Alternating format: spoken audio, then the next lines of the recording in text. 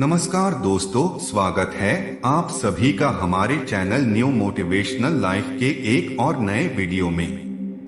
दोस्तों, हिंदू धर्म में आपने देखा होगा, मृत्यु के बाद जो लोग व्यक्ति की अंतिम यात्रा में जाते हैं, पूरे रास्ते भर राम नाम सत्य है, राम नाम सत्य है बोलते रहते हैं। क्या आपको पता है कि ऐसा क्यों कहा जाता है? अंतिम यात्रा के दौरान राम का ही नाम क्यों लिया जाता है? आखिर क्यों महादेव भी राम नाम की महिमा का गुणगान करते हैं? आज की वीडियो में इन्हीं प्रश्नों का उत्तर जानेंगे। साथ ही हम यह भी देखेंगे कि कैसे राम नाम के जाप का चमत्कारिक प्रभाव आपके जीवन पर पड़ता है।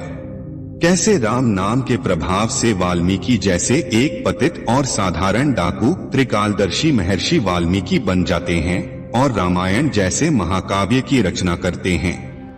दोस्तों, वीडियो शुरू करने से पहले आप लोगों से निवेदन है कि यदि आपने अभी तक हमारे चैनल न्यू मोटिवेशनल लाइफ को अभी तक सब्सक्राइब नहीं किया है तो सब्सक्राइब कर ले और वीडियो को एक लाइक करके कमेंट में जय श्री नारायण लिखकर प्रभु को अपना आभार व्यक्त करें। राम का नाम जैसे भी लिया जाए, चाहे प्रेम से या गुस्से से, ये ठीक वैसे ही फल देगा जैसे कि खेत में पड़ा बीज, चाहे उल्टा हो या सीधा, पौधा बनकर फल देता है। दोस्तों, पद्म पुराण में एक प्रसंग आता है कि एक बार माता पार्वती महादेव से पूछती हैं कि आप किसका ध्यान करते हैं, जिसके उत्तर में महादेव कहते हैं, राम राम रमेति रामे रामे मनोरमे सहस्त्र नाम तातुल्यं राम नाम वारण्ये। इस श्लोक में पार्वती जी से भगवान शिव कहते हैं कि श्री राम नाम के मुख में विराजमान होने से राम नाम का जागृत, स्वप्न, सुषुप्ति इन तीनों अवस्थाओं में जप करना चाहिए। हे पार्वती, मैं भी इन्हीं मनोरम राम में रमता हूँ। यह राम नाम विष्णु सहस्त्र नाम के तुल्य है, अर्थात भगवान विष्णु के हजारों नाम के बराबर है। राम का अर्थ है प्रकाश, किरण एवं आभा जैसे शब्दों के मूल में राम है। रा अक्षर का अर्थ है आभा और म अक्षर का अर्थ है मैं या मेरा। तो राम शब्द का अर्थ हुआ मेरे भीतर का प्रकाश अथवा मेरे हृदय में प्रकाश। महाभारत में भी राम नाम की महिमा के ऊपर एक प्रसंग मिलता है, जिसमें युधिष्ठिर शव यात्रा के दौरान राम नाम सत्य का नारा क्यों लगाया जाता है, इसके बारे में बताते हुए कहते हैं कि जब मृतक के शरीर को शमशान ले जाया जाता है, तब शव के पीछे चल रहे लोग राम नाम सत्य बोलते हैं, परंतु जब मृतक का संस्कार समाप्त हो जाता है और वह पंचतत्व में विलीन हो जाता है, इसके बाद साथ गए लोग जब वापस आते हैं, तब वे राम नाम को भूलकर अपनी अपनी दुनिया में व्यस्त हो जाते हैं। फिर मृतक के घर वाले उसकी संपत्ति को प्राप्त करने के लिए आपस में लड़ने लगते हैं।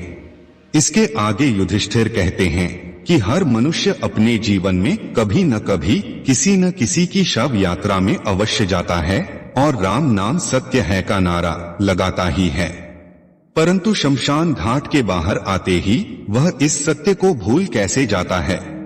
मनुष्य इतनी बड़ी सच्चाई को प्रत्यक्ष देखकर भी स्वीकार क्यों नहीं करता? इस बात से बढ़कर इस दुनिया में आश्चर्य क्या हो सकता है?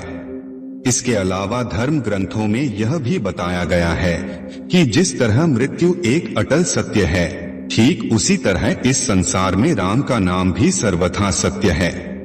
दोस्तों, शव यात्रा के दौरान राम नाम सत्य है का नारा लगाने का मतलब मृतक को सुनाना नहीं होता, बल्कि इसे कहने का उद्देश्य साथ चल रहे परिजनों और मित्रों को केवल ये समझाना होता है कि जिंदगी में और जिंदगी के बाद भी केवल राम नाम ही सत्य है, बाकी सब व्यर्थ है।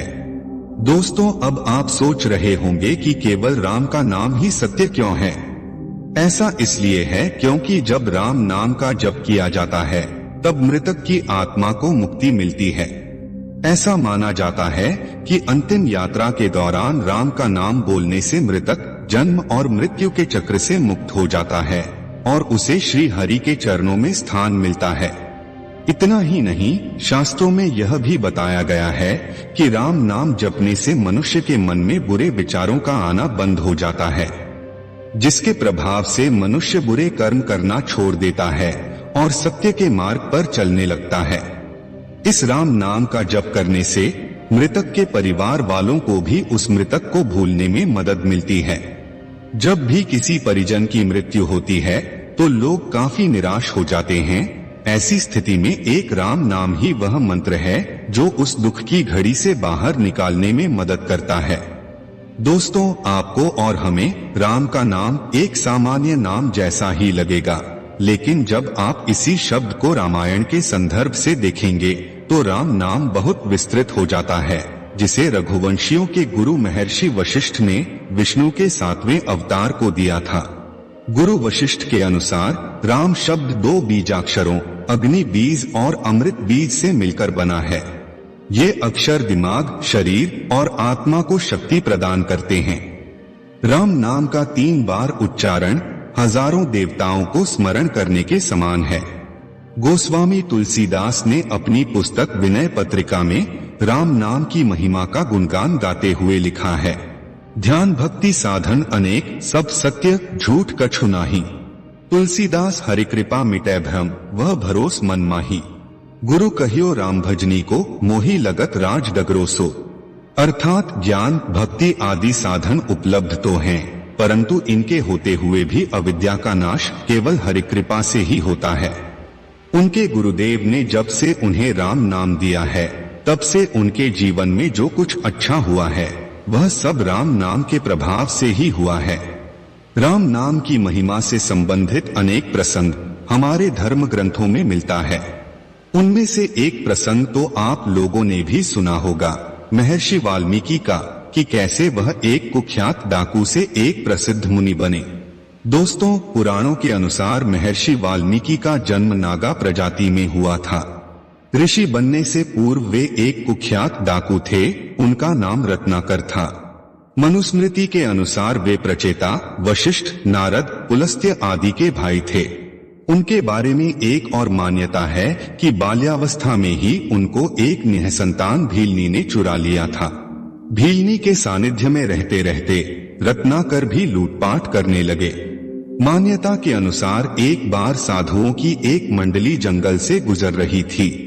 रत्नाकर अर्थात वाल्मीकि जी ने साधुओं को लूटने का प्रयास किया और वह साधुओं की जान लेने के लिए भी तत्पर थे, लेकिन तेजस्वी साधुओं के प्रभाव में आने के बाद उनमें बदलाव आया और अपने कर्मों के लिए माफी मांगकर साधुओं से अपने उद्धार के लिए मार्ग बताने का आग्रह किया।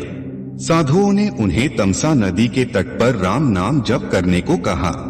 दोस्तों, केवल राम नाम के जप से ही उनके जीवन में ऐसा प्रभाव पड़ा कि वे त्रिकालदर्शी हो गए और श्री राम के जन्म से पहले ही उन्होंने 24,000 श्लोकों में रामायण की रचना कर दी। दोस्तों, आशा करते हैं कि वीडियो अच्छा लगा होगा।